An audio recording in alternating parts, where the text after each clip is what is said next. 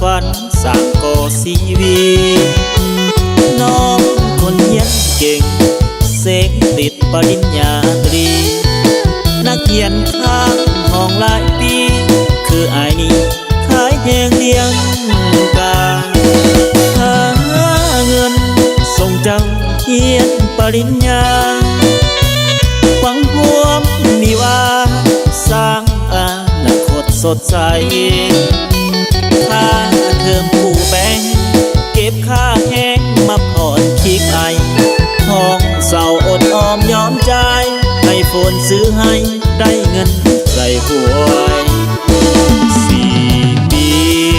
ถึงวันนี้น้องเป็นบัณฑิตได้งานดีสมตั้งใจคิดแต่ว่าสิทธิ์ของอายเอ็นอวยหนุ่มหน้าตาดีมีดีกรีแถมเป็นคนรวย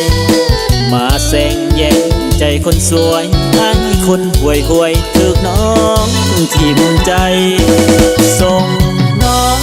งเรียนจบปริญญาตรีหวังให้คนดีมอบดีกรีปริญญาใจ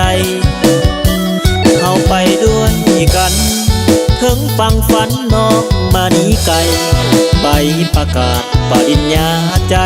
อายเส้นหักไว้ด้วยหอยน้ำตา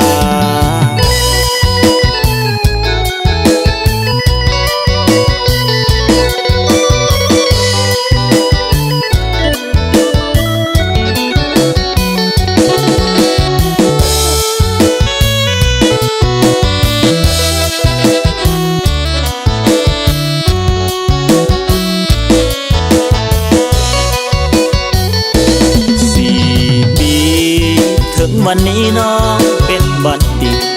ได้งานดีสมตั้งใจคิดแต่ว่าสิทธิ์ของอายเอ็นอวยหนุ่มหน้าตาดีมีดีกรีแถมเป็นคนรวยมาแซงแย่งใจคนสวยให้คนห่วยห่วยถึกน้องที่มุนใจส่งน้องเรียนจบปริญญาตรีหวังให้คนดีมอบดีกรีปริญญาใจเข้าไปด้วยกันถึงฟังฝันน้องมานี้ไกลใบประกาศปริญญาใจอายเส้นหักไว้ด้วยหอยน้ำ